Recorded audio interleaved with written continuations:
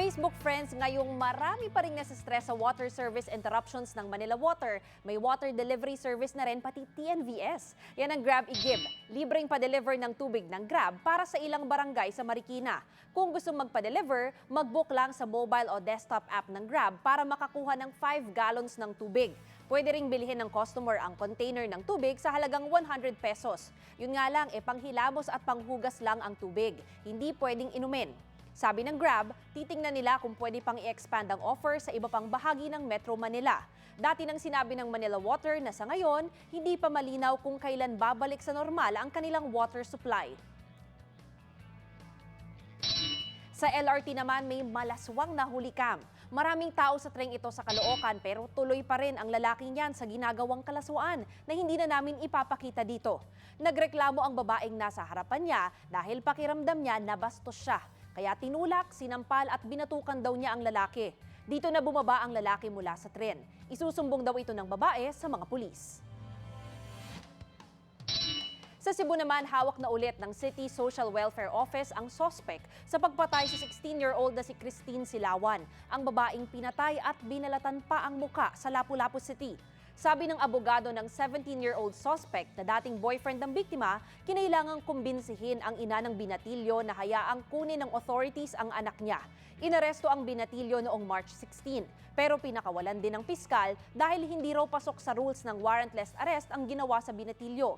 Pero sabi ni Pangulong Duterte nitong Tuesday, sinabihan niya ang piskal na bawiin ang order, kaya hinuli ulit ang suspect. Speaking of President Duterte, relax muna ang Pangulo dahil 74th birthday niya ngayon. Sabi ng Pangulo sa advanced birthday celebration niya kagabi sa Matina Enclave sa Davao City, ang birthday wish niya, progress and prosperity para sa Pilipinas. At sabi pa niya sa event, I wish you all happiness. Umulan ng pabati mula sa iba't ibang opisyal ng gobyerno ngayong birthday ng Pangulo. Bumati rin ang mga anak niyang sina Mayor Sara at dating Vice Mayor Paulo Duterte. Si Senator Laila de Lima naman na kritik ng Pangulo, nag-wish ng enlightenment para sa kanya. Sa gitna raw ng patuloy na madugong war on drugs.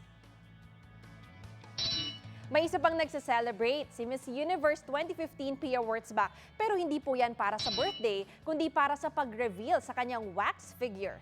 Sa una, aakalaing doppelganger ni Pia ang wax figure. Paano ba naman kasi, from head to toe, kuhang-kuha ang look ng Pinay Beauty Queen. Ayon sa Madame Tussauds, si Pia ang first ever Filipino na ginawa nila ng wax figure. 6 months ang iginugol para magawa yan. Very detailed mula sa hair, teeth at pati sa pores sa braso ng Pinay Beauty Queen.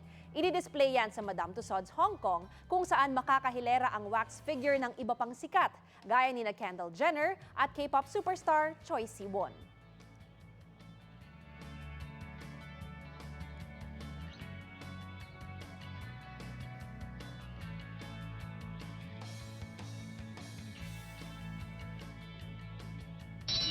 Usapang celebrity pa rin, graduate na sa senior high school si Sahaya star Bianca Umali.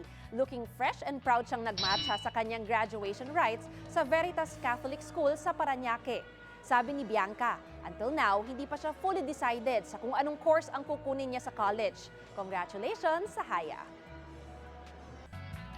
Bongga naman ang graduation gift ng isang teacher sa mga estudyante niya. Ginawan lang naman ni Teacher Maylene Esquelito Acoy ng charcoal painting ang 59 students niya. Kwento ni Maylene na antig siya sa pagpupursige ng kanyang mga estudyante para makagraduate. Mismong si Acoy may nakakaantig ding life story. Una nang itinampok sa KMJS si Acoy dahil din sa pagsisikap niyang matulungan ang kanyang amang kargador. Kahapon nagtanong ang GMA News sa netizens sa Facebook kung anong wish nila sa Pangulo ngayong 74th birthday niya. Merong nagsabi ng good health at long life. Pero meron ding nagsabing umalis na lang siya sa Malacanang. Kayo mga kapuso, anong birthday wish niyo para sa Pangulo? Feel free to comment below. At para sa ibang top stories for the day, visit our website and social media pages. Maraming salamat sa pagsama niyo sa amin via Facebook Live. Ako po si Mav Gonzalez. Click that share button now.